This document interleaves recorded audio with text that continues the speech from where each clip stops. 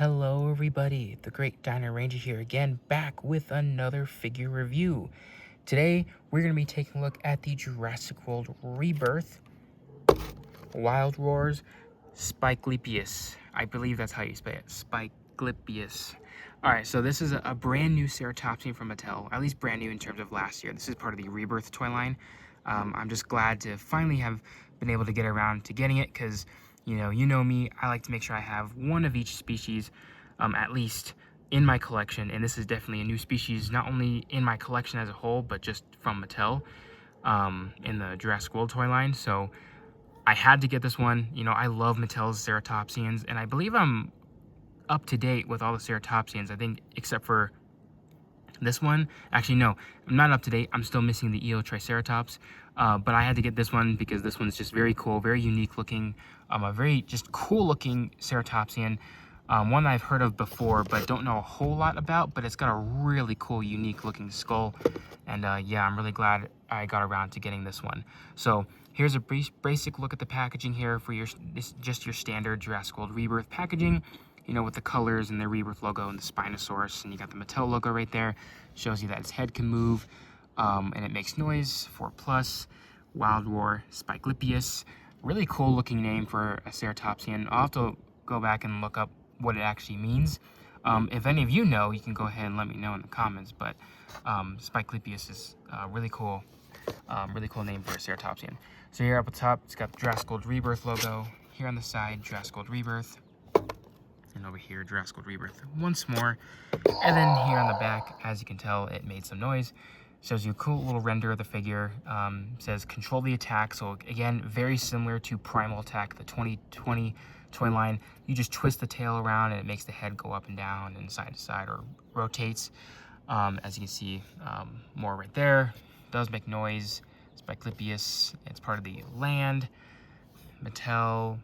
And then you got the facts app information right here, and then the others in this lineup. This is part of Wave 2. The only ones I have from Wave 1 are just the Utahraptor and the Maiasaura, which are the ones I wanted first because they're new species. Eventually, I'd like to get the Nasutoceratops and maybe the Baryonyx. And then this one's part of Wave 2, so this is my first Wave 2 figure of the Wild Roar assortment. But we got the other ones right here. We got the Archosaurus, Abelisaurus, 2 Abelisaurs in one wave, which is super cool, and then Ankylosaurus. So I'm okay if I miss out on the Ankylosaurus, but I definitely want to get my hands on these 2 Abelisaurs. So hopefully down the line I'll be able to get them. But yeah, that's basically it for the packaging. Let's go ahead and crack this figure out. Alrighty, so here we have the Wild Roars Spiclypeus out of the box. And I gotta say, this is a really solid looking ceratopsian figure. I think Mattel did an excellent job with this one. I definitely would say it's definitely one of my favorite ceratopsians that Mattel has done, just in general, but I think one of the best of the mainline ceratopsians that they've done. Not Hammond Collection or anything like that, but just the mainline.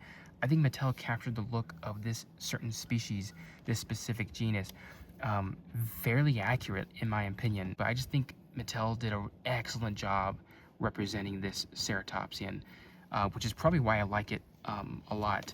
So yeah, I mean, I do have a few issues or little nitpicks here and there, specifically with the limbs and maybe proportions, but other than that, I think Mattel knocked it out of the park with this one. This is just such a cool looking figure. The sculpt on it, the colors choices are really great. Yeah, everything about this figure is just really nice, and yeah, I'm really happy to have this one in my collection. So before we get into it, just a little bit more info on Spiclypeus. Such a cool and interesting name for a ceratopsian, because it doesn't have the ceratops, name.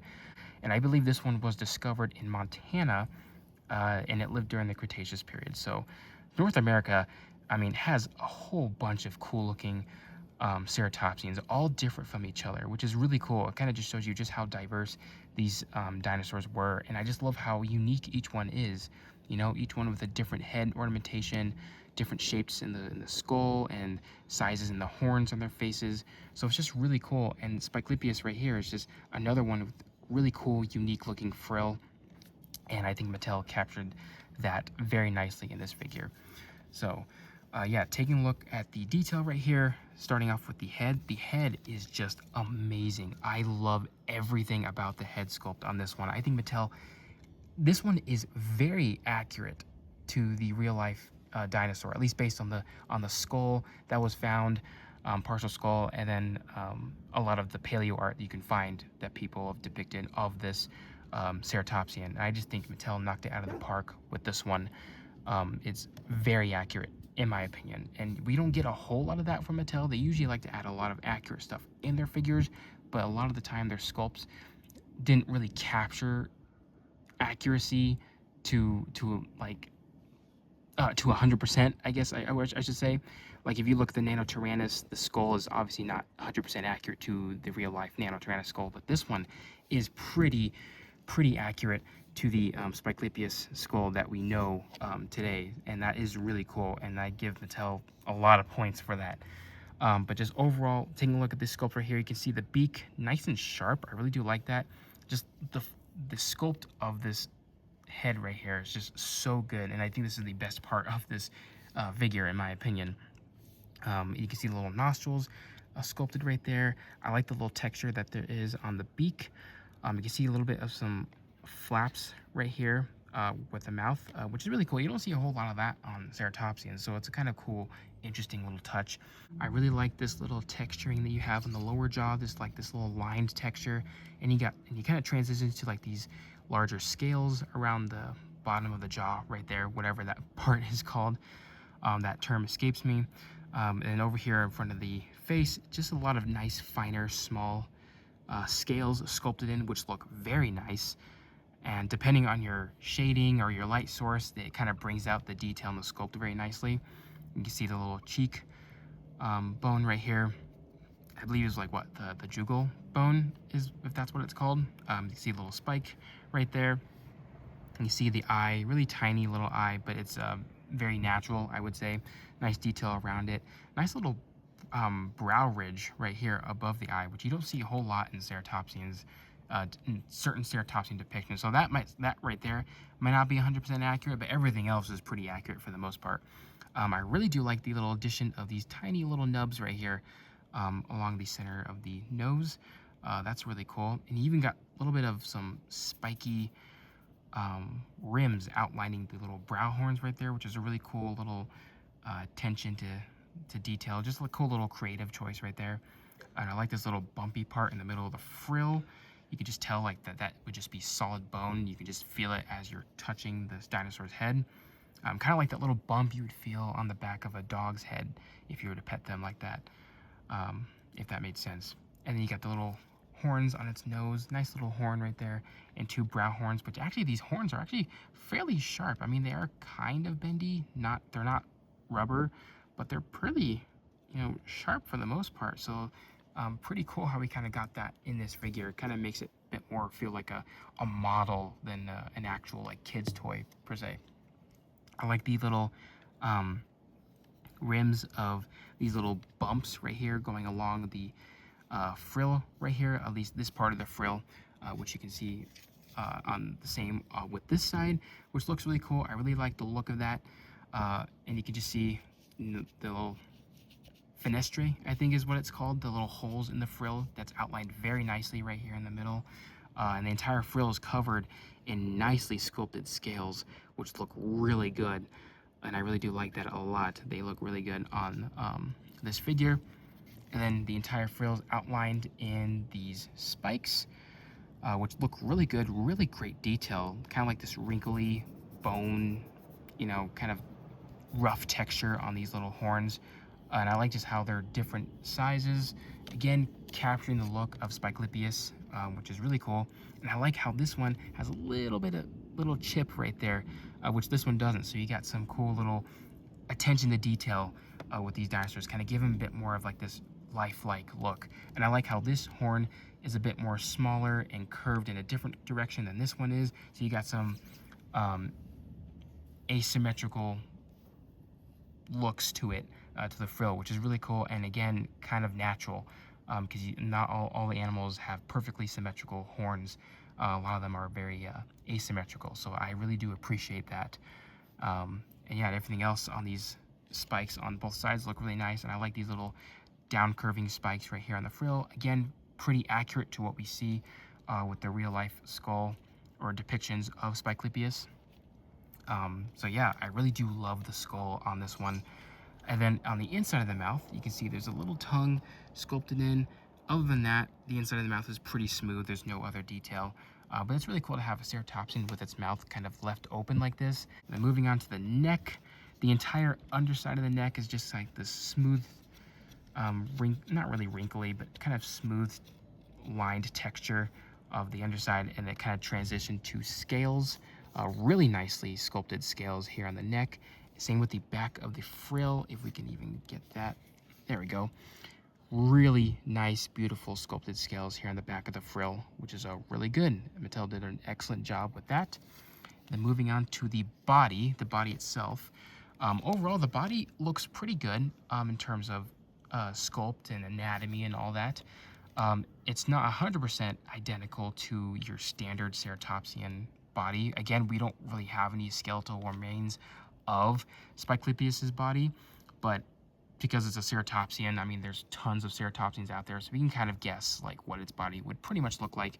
Everything else in terms of like spikes and all that is, you know, it's up to creative liberties, I guess, at this point. But yeah, the body overall looks really good. The entire underside is like this lined, textured, wrinkly look to it, which looks really good. Kind of gives it like this loose skin looking vibe to it. But again, really nicely detailed on the underside right here. And that pretty much goes all the way down to the tail, at least this way, halfway down the tail. It doesn't really quite reach the tip, but just at least right here is when the smoother texturing kind of stops.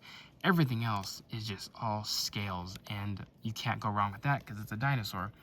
So this part of the body right here, well, let's just say majority of it is just covered in these smaller scales, and Mattel did an excellent job with the detail in these fine little smaller scales that they put right here. So yeah, it's just like amazing. It's well sculpted, and Mattel, as usual, does a really good job with their sculpts, especially when it comes to scales.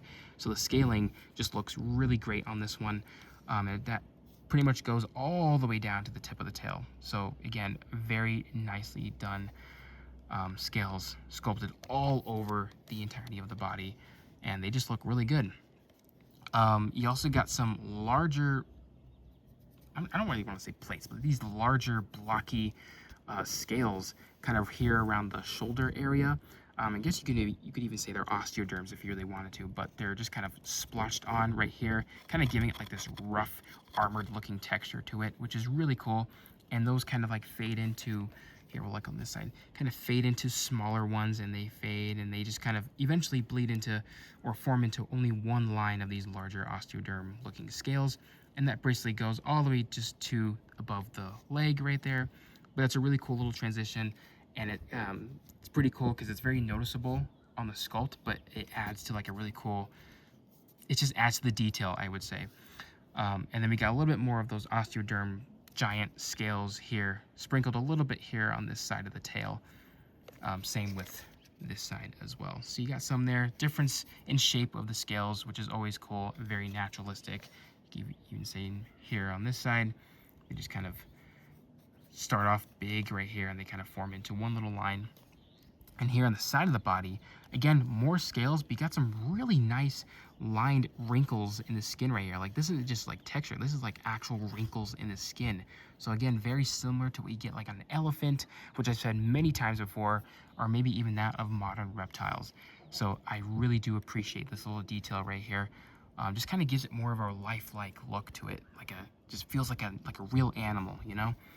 And so yeah, I really do like that a lot. You got some more wrinkles here in the body, right here, and it kind of, you know, just sculpts on up, I guess, for lack of a better term. You can see some more creases in the skin around the leg, just to kind of give it some movement and all that. And you got some more of that here around the tail, kind of showing you like as if the leg was moving, it'd be pulling and stretching the skin right there. And you got like this big, larger wrinkle right here that kind of goes just about right here. It doesn't go all the way down, but some nice little detail in the skin overall. You can see right here, I just really do like this little texturing right here. And then we get down to the limbs here at the front limbs. Fairly nicely sculpted. It's got a little bit of scales sculpted in, but it also has like this really rough lined texture sculpted in it. Very elephant-like. You can just tell just how rough it is. I like the muscle definition through the body itself, kind of highlighting where the muscles are poking through the skin, as if you can see it flexing and moving underneath the skin. So that is really cool. And you get some more of these larger scales that came from up here, bleed down all the way down to at least towards the elbow area, at least this part, upper part of the arm, before it just kind of fades into this wrinkly texture. So that is really cool. And then the hind legs, again, mostly just covered in these finer scales and this wrinkly texture. But you got the same amount of large plate-like osteoderm scales sprinkled just this part of the thigh right here, which look really good. And I like how it kind of fades into it, perfectly blends in. It's like really rough and blocky right here, and then just kind of fades into these smaller scales. So it just looks really cool. The sculpt just looks amazing on this one. And then the more great muscles outlined through the skin right here, where the knee is and the calf muscles. So really cool. I love the detail on these limbs right here. And then we got the hands, which are pretty good. Not entirely accurate to a real-life ceratopsian. They would have 3 digits and then 2 tiny little nubs, which wouldn't have claws on them. It would just be these 3. So this one only has 4, which again, not very accurate, but it's typical for a Jurassic Park dinosaur. And then for the feet right here, again, only 4 toes, but very nicely sculpted. Just basically nicely sculpted is what I'm trying to say. And then the underside, nice amount of wrinkly lined texture. And you got the little Jurassic logo right there, and the FACSAP code right there.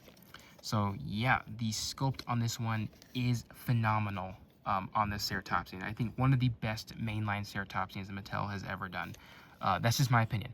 And then we got some cool little creative liberties going on here with these little hair-like quills on the back of the ceratopsian, which again, if you look at a lot of modern day paleo art, a lot of ceratopsians are depicted with little quills running down its back, at least towards the back end area. Sometimes you get it through the entire body, but again, we don't know what these dinosaurs mostly look like.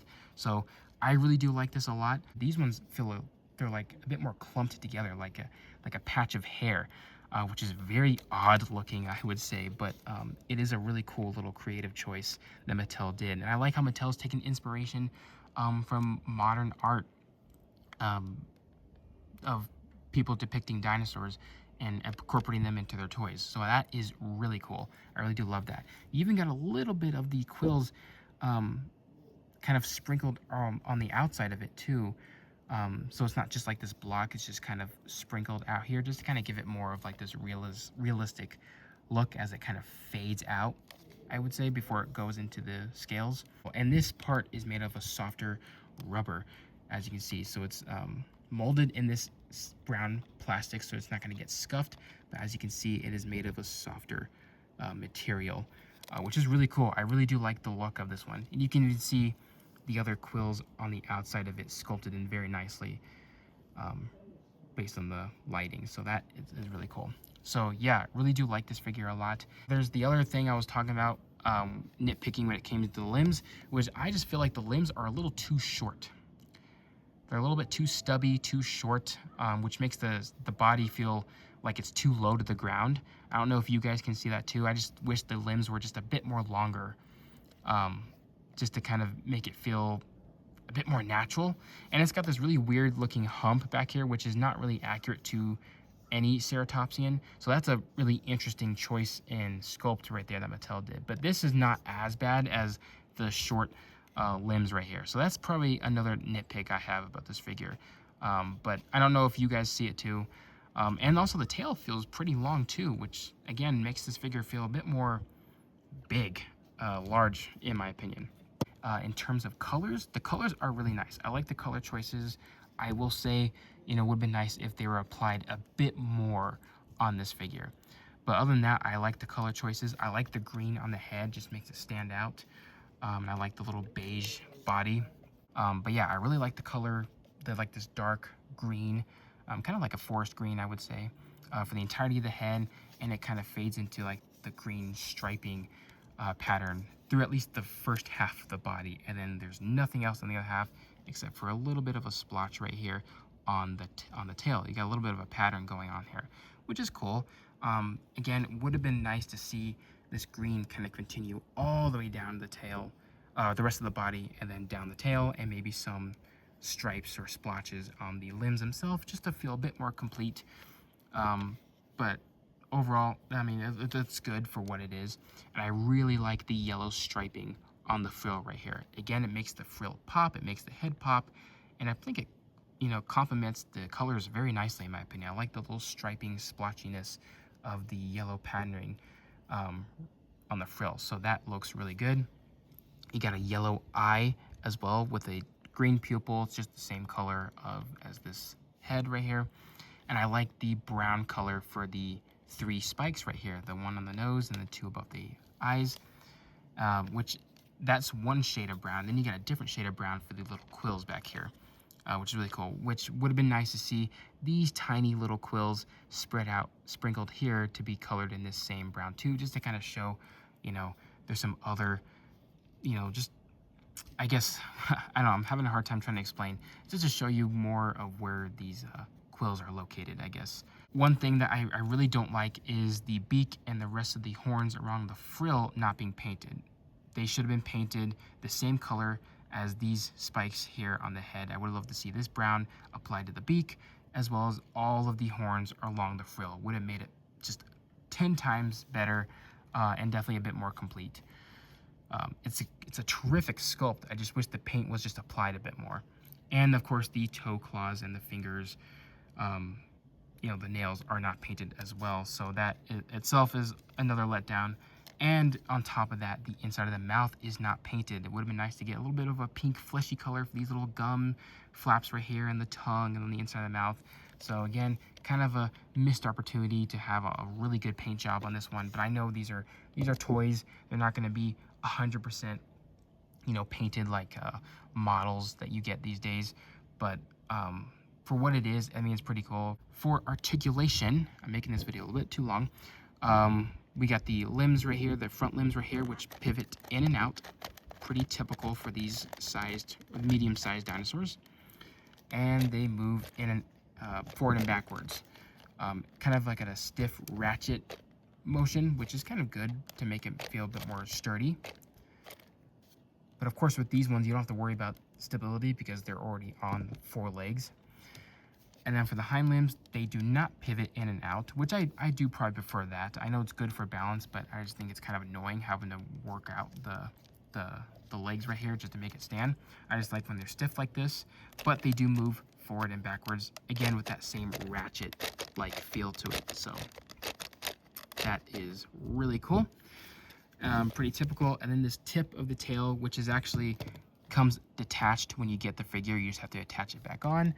Just swivels, which of course I don't ever use that, but there's that.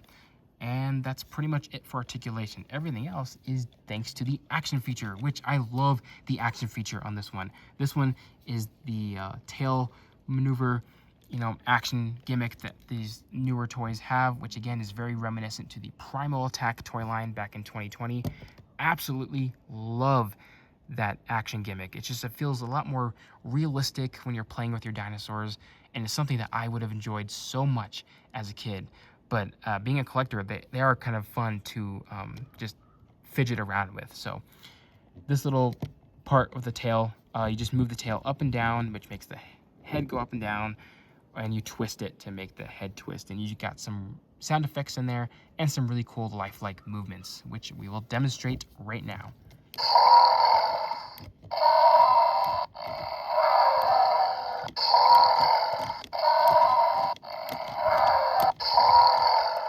So as you can see, you just move the tail around and it moves the head, or at least the neck anyway, in a really cool, unique, not really unique, but a more realistic fashion. You can get some really cool lifelike movements with these dinosaurs, which is so cool, and which is why I love this action gimmick. The sound effects are pretty good, standard like herbivore grunting sounds, which I don't have anything to complain. I think they're the exact same sounds that we used for the Sinoceratops figure for the Dominion toy line, I believe, because they sound pretty much the same. I think they just took the same sound box and just put it into this Spiclypeus. But I just love the more realistic head movement.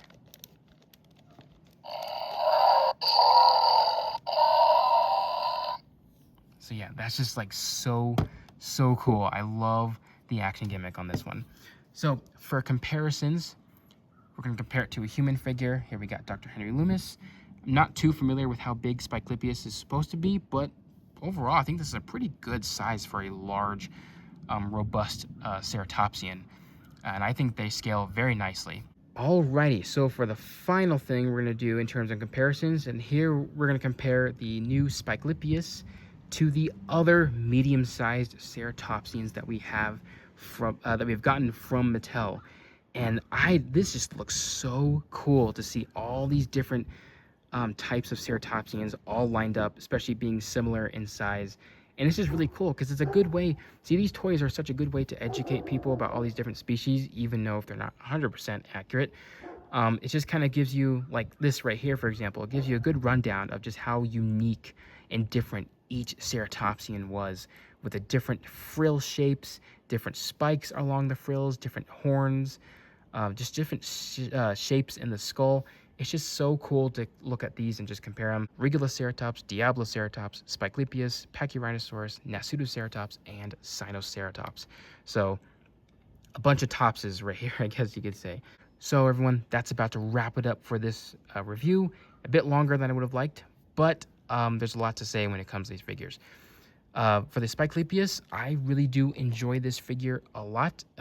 Definitely one of the best mainline ceratopsians, in my opinion. I just love everything about it. I love the head sculpt on this one more. The detail on the sculpt is really nice. I like the little quills in the back. I like the color choices.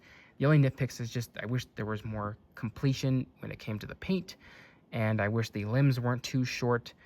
But other than that, everything is just so good on this one. I just love the head sculpt, as I keep on saying, on this Spiclypeus. It's just so cool looking. So in my opinion, if you're collecting all these species, yes, I highly recommend picking this one up. Even if you're not interested in collecting all the species, I still think the Spiclypeus is a is a must-have for sure, because it's just really cool looking. I just love everything about it. So yeah, I do recommend getting it if you ever get around to it. So yeah, really do like this figure a lot. I definitely give it a 9 out of 10 for sure. So yeah, hope you guys enjoyed this review. Like, comment, subscribe, and I'll see you guys again for the next video.